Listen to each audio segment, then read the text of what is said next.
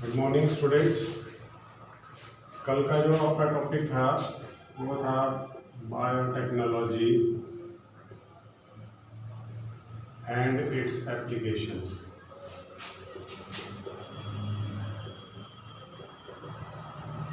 कल हमने स्टडी किया था बायोटेक्नोलॉजी के अंदर कि जो ग्रोइंग ह्यूमन पॉपुलेशन है उसकी फूड रिक्वायरमेंट्स को पूरा करने के लिए हमारे पास 3 तरह के आपके प्रोसेसेस थे।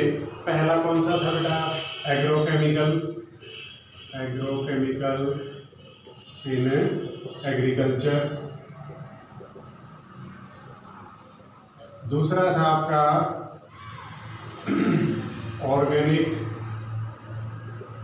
एग्रीकल्चर और तीसरा था आपका जेनेटिकली या जेनेटिक मॉडिफाइड ऑर्गेनिज्म, जिन्हें हम क्या कहते हैं? जीएमओ। क्या कहेंगे उन्हें? जीएमओ। आज हम इससे आगे पढ़ेंगे। कल हमने ट्रांसजेनिक सिप के बारे में पढ़ा था कि ट्रांसजेनिक सिप्स जो हैं वो किस किस तरह के केमिकल सब्सटेंसेस सेक्रेट करती हैं, उसके मिल्क के अंदर कौन कौन से फैक्टर्स पाए जाते हैं आपके। तो आज देखिए सेकंड आता है आपके पास ट्रांसजेनिक गोट। ट्रांसजेनिक गोट आपकी ट्रांसजेनिक गोट का क्या मतलब होता है?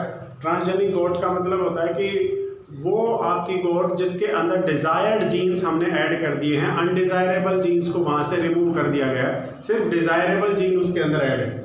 तो ऐसी गोट का जो मिल्क आप सेक्रेट करवाओगे उस मिल्क के अंदर कौन कौन से फैक्टर्स आपको मिलेंगे? उस मिल्क के अंदर आपको फैक्टर्स मिलते हैं बेटा। एक तो मिलता है ब्लड क्लॉट डिसॉल्विंग प्रोटीन या टीपीए बोलते हैं जिसको। क्या बोलेंगे? TPA, tissue plasminogen activator. क्या कहते हैं इसे? Tissue plasminogen activator. Plasminogen activator. ये जो टीपीए होता है ये क्या करता है? टीपीए आपका जनरली जो ब्लड क्लॉट बन जाता है, जो बॉडी के अंदर आपका क्लॉट बन जाता है आर्टरी के अंदर, उस क्लॉट को डिसॉल्व करवाने में मदद करता है। ये एक तरीके से प्रोटीन होता है जो आपकी क्लॉटिंग्स को, जो आर्टरीज के अंदर या ब्लड वेसल्स के अंदर डिपॉजिट हो गए हैं कोलेस्ट्रॉल्स के या दूसरे आपके क्लॉट्स, उनको डिसॉल्व करने में मदद करता है। ठीक है। तो ट्रांसजेनिक गोट जो है उसके मिल्क का इस्तेमाल जो हार्ट पेशेंट हैं उनके लिए या बीपी पेशेंट हैं उनके लिए किया जाता है ताकि जो क्लॉट है उसको रिमूव किया जा सके। सेकंड जो आपका ट्रांसजेनिक ऑर्गेनिज्म आता है वो कौन सा है? Transgenic cow. कौन सी है? Transgenic cow. ट्रांसजेनिक काउ के अंदर देखिए इसके अंदर antibacterial human iron binding protein पाए जाते हैं। क्या पाए जाते हैं? Human iron binding protein. कौन से मिलेंगे? Human iron binding protein. ठीक है। एंटीबैक्टीरियल फैक्टर्स भी होते हैं इसके अंदर, काऊ के अंदर। तो जो हार्मफुल बैक्टीरिया होते हैं आपके स्टमक के अंदर वो रिमूव हो जाते हैं और जो यूजफुल बैक्टीरिया हैं वो ग्रो करते हैं आपके योगर्ट के अंदर। इसके अलावा प्रोटीन के साथ आयरन को बाइंड करने वाला जो आपका फैक्टर है वो भी किसके अंदर पाया जाता है? ट्रांसजेनिक काऊ के अंदर पाया जाता है। उसके बाद आता है आपका ट्रांसजेनिक पिग। अगला कौन सा आता है? Transgenic pig. ट्रांसजेनिक जो पिग होती हैं उसके अंदर बेटा सबसे पहला जो फैक्टर मिलेगा इसके मिल्क के अंदर पिग के, वो कौन सा होता है बेटा? आपका बोविन ग्रोथ हार्मोन। कौन सा होगा? बोविन ग्रोथ हार्मोन।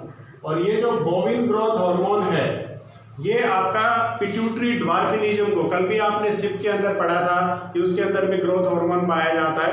तो ये जो बोविन ग्रोथ हार्मोन है ये क्या करता है? आपकी बॉडी के अंदर जो पिट्यूटरी ड्वार्फिनिज्म वाली कंडीशंस होती हैं, जिन लोगों की हाइट नहीं बढ़ पाती है, उन लोगों की ट्रीटमेंट में इस ट्रांसजेनिक पिग का मिल्क जो है वो यूज किया जाता है। ठीक है। इसके अलावा जो आपकी पिग होती है उसके अंदर ह्यूमंस के एंटीजेंस होते हैं। तो जो ऑर्गन्स होते हैं आपके, जैसे हार्ट है, किडनी है, पेनक्रियाज है, ये आपके पिग के और ह्यूमन के अंदर ट्रांसप्लांट किए जा सकते हैं।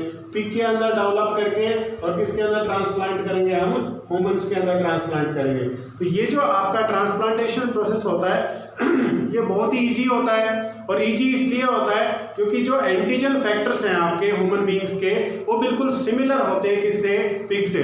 अब सिमिलर एंटीजन फैक्टर होंगे तो आसानी से आप क्या कर पाओगे, ट्रांसप्लांट कर पाओगे, बॉडी रिस्पॉन्ड नहीं करेगी, एंटीबॉडी जो है वो एक्ट नहीं करेंगी उसके ऊपर, और जो ऑर्गन है वो आसानी से सेटल डाउन हो जाएगा बॉडी के अंदर, ठीक है। उसके बाद आता है ट्रांसजेनिक फिशेज हैं। ट्रांसजेनिक फिशेज जो हैं इनके अंदर भी ह्यूमन ग्रोथ हार्मोन पाया जाता है बेटा, ट्रांसजेनिक फिशेज। ट्रांसजेनिक फिशेज के अंदर क्या मिलेगा, ट्रांसजेनिक फिश, इसके अंदर भी मिलेगा आपका ह्यूमन ग्रोथ हार्मोन। कौन सा मिलेगा, ह्यूमन ग्रोथ हार्मोन, ठीक है। ये जो ह्यूमन ग्रोथ हार्मोन है ये पिट्यूटरी ड्वार्फिनिज्म को ही दूर करता है, तो ये ट्रांसजेनिक फिशेज के अंदर पाया जाता है। ट्रांसजेनिक जो माउस होते हैं उनके अंदर भी आपका ह्यूमन ग्रोथ हार्मोन पाया जाता है। यही वाला फिश जो आपका माउस है उसके अंदर भी आपका यही हार्मोन मिलेगा, माउस के मील के अंदर भी जो ग्रोथ हार्मोन है पिट्यूटरी ड्वार्फिनिज्म को दूर करने के लिए।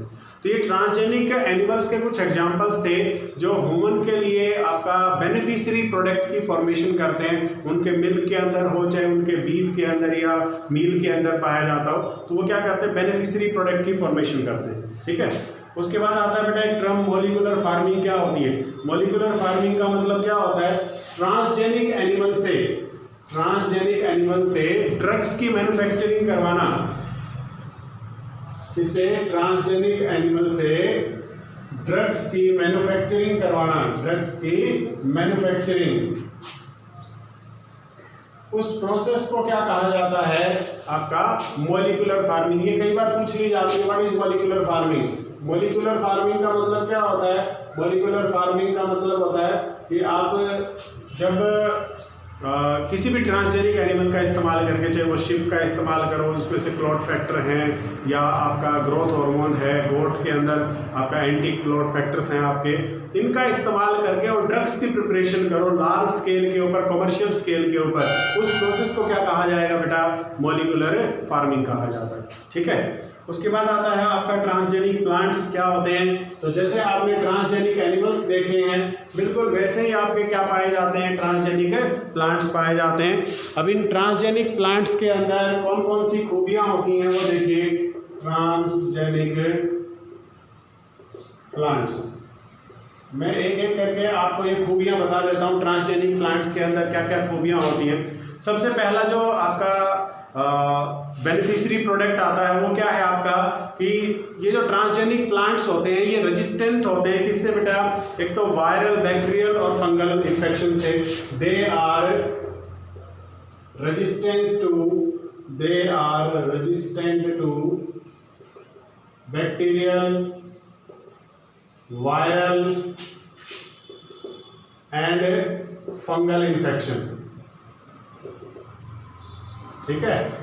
ये इन सब से क्या होते हैं, आपके रेजिस्टेंट होते हैं। दूसरा पॉइंट क्या आता है, पेस्ट है, निमेटोड है, इनसे भी रेजिस्टेंट होते हैं। सेकंड पॉइंट आता है पेस्ट आ गया, निमेटोड आ गए आपके, इनसे भी ये क्या होते हैं, रेजिस्टेंस। और थर्ड क्या आता है, इंसेक्ट से भी ये क्या होते हैं, रेजिस्टेंट होते हैं। तो ट्रांसजेनिक प्लांट जो हैं उनको बीमारियां कम लगती हैं, उनके ऊपर insect, paste, fungus, bacteria, virus इनका अटैक नहीं होता, ये रेजिस्टेंट रहते हैं, टॉलरेट कर जाते हैं उनके अटैक को, तो प्रोडक्शन जो है ऑटोमेटिकली क्या हो जाती है, हाई हो जाती है।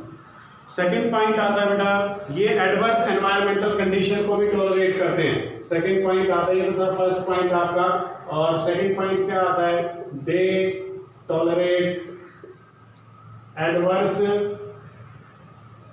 Environmental condition, adverse environmental condition किसको टॉलरेट करते हैं बेटा, ये एडवर्स एनवायरमेंटल कंडीशन को आसानी से टॉलरेट कर जाते हैं। तीसरा, इनका यूज बेटा फार्मास्यूटिकल कंपनीज के अंदर होता है। जो फार्मा कंपनीज हैं, जो ड्रग्स मैन्युफैक्चरिंग कंपनी हैं, जो दवाइयाँ बनाती हैं, उनके अंदर इनके प्रोडक्ट का इस्तेमाल होता है। और उन प्रोडक्ट से क्या बनाया जाता है बेटा? इंसुलिन बनाया जाता है, इंटरफेरोन बनाए जाते हैं, हार्मोन्स बनाए जाते हैं, ब्लड क्लॉटिंग फैक्टर्स भी बनाए जाते हैं। ठीक है, तो ये आपके जो फार्मा कंपनीज हैं ट्रांसजेनिक प्लांट का इस्तेमाल करके आपका क्या क्या बनाएंगी? इंटरफेरोन बनाएंगी, ब्लड क्लॉटिंग फैक्टर्स की फॉर्मेशन करेंगी, इसके अलावा इंसुलिन बनाती हैं और हार्मोन्स बनाती हैं। अगला जो आता है कि ट्रांसजेनिक प्लांट्स के फ्रूट के अंदर हम डायरेक्टली क्या प्रोड्यूस करवा सकते हैं बेटा? एंटीबायोटिक्स। क्या प्रोड्यूस करवा सकते हैं? डायरेक्टली एंटीबायोटिक्स प्रोड्यूस करवा सकते हैं। और ये एंटीबायोटिक्स जो हैं वैक्सीन देने की जरूरत नहीं पड़ती, डायरेक्टली वो फ्रूट खिला दीजिए, बॉडी के अंदर वो एंटीबायोटिक चली जाती है और बॉडी कैसी हो जाती है? रेजिस्टेंस हो जाती है अगेंस्ट बैक्टीरियल और वायरल डिजीज। ठीक है, उसके बाद नेक्स्ट आता है, ये ट्रांसजेनिक प्लांट क्या करते हैं? एटमॉस्फेरिक नाइट्रोजन को भी फिक्स करते हैं। ट्रांसजेनिक प्लांट क्या करेंगे? एटमॉस्फेरिक नाइट्रोजन को भी फिक्स करेंगे। किसके अंदर? नाइट्रेट और नाइट्राइट के अंदर, जिसका इस्तेमाल प्लांट आगे चल के प्रोटीन बनाने में या अपने प्लाज्मा के दूसरे प्रोडक्ट बनाने में करता है। अगला आता है, ट्रांसजेनिक प्लांट्स के अंदर जो फ्लावर्स होते हैं वो अलग कलर के, जनरली जो फ्लावर्स आपको दिखाई देते हैं, आप किसी भी फॉरेस्ट के अंदर चले जाइए, उसमें जितने भी फ्लावर्स दिखाई देते हैं जिस जिस कलर के, उनसे अलग हटके कोई नया कॉम्बिनेशन कलर का आपका ट्रांसजेनिक प्लांट के फ्लावर के अंदर दिखाई देगा। तो अब नया कोई कलर आएगा तो उसका इस्तेमाल हम कहाँ पे करेंगे? ऑर्नामेंट पर्पज के लिए, सजावट की वस्तुओं के लिए। तो ऑर्नामेंट पर्पज के लिए आपका ट्रांसजेनिक प्लांट्स का इस्तेमाल किया जाता है।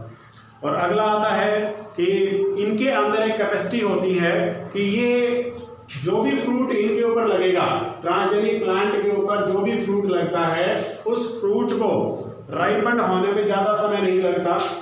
फ्रूट जो है वो राइपन होने में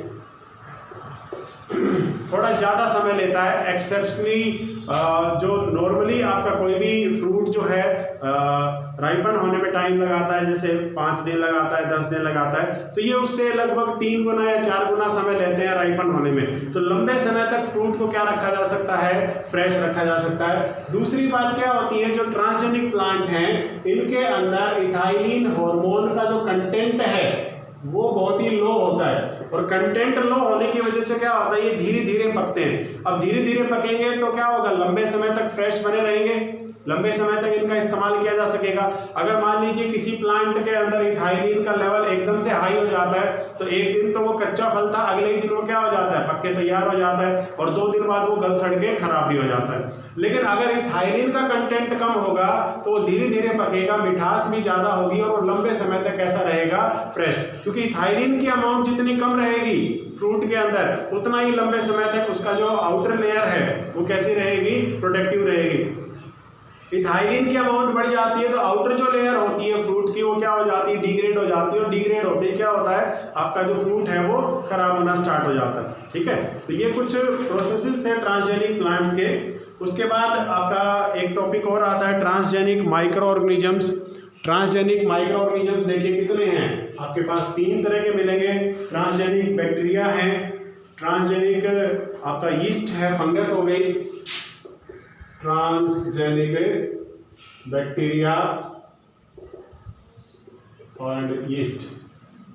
ये बैक्टीरिया और यीस्ट जो हैं ये आपका इंसुलिन बनाते हैं, ग्रोथ हार्मोन बनाते हैं, ब्लड क्लॉटिंग फैक्टर, टीपीए, जो भी आपने प्लांट और एनिमल्स के अंदर जो पढ़े ना, जो फैक्टर्स आपके, भाई ये इंटरफेरोन बनाएगा, ये आपका हार्मोन बनाएगा, ये ब्लड क्लॉटिंग फैक्टर बनाएगा, आपका ये ग्रोथ हार्मोन बनाएगा, ये टीपीए बनाएगा, ये सारे के सारे सब्सटेंसेस आप जो ट्रांसजेनिक माइक्रो ऑर्गेनिजम्स हैं उनसे भी प्रोड्यूस्ड करवा सकते हो। बैक्टीरिया के अंदर मेन जो ट्रांसजेनिक बैक्टीरिया होता है वो कौन सा होता है? ई कोलाई, जो आपकी बॉडी के अंदर भी मौजूद है। और ई कोलाई के अंदर ग्रोथ हार्मोन होता है बेटा, इसके अंदर आपका मिल्क प्रोडक्शन को ये इंक्रीज करवा सकता है। काउस के अंदर अगर काउ को दिया जाए सेलुलोज जो है उसकी कंटेंट बढ़ा सकता है, जिससे आपका सेलुलोज डाइजेस्ट होने में मदद हो सकती है कैटल्स के अंदर। तो ये ई कोलाई के कंटेंट हैं। जब ट्रांसजेनिक आप ई कोलाई बनाते हो और उसको अगर आप कैटल्स के अंदर फीड करवा दो तो कैटल की जो मिल्क प्रोडक्शन कैपेसिटी है वो भी इंक्रीज हो जाती है। ठीक है, तो आज आप इतना ही कर लीजिए। कल हम बायोटेक्नोलॉजी की एप्लीकेशन एग्रीकल्चर्स के अंदर पढ़ेंगे। एग्रीकल्चर के अंदर आपकी बायोटेक्नोलॉजी की एप्लीकेशंस क्या क्या है। Thank you.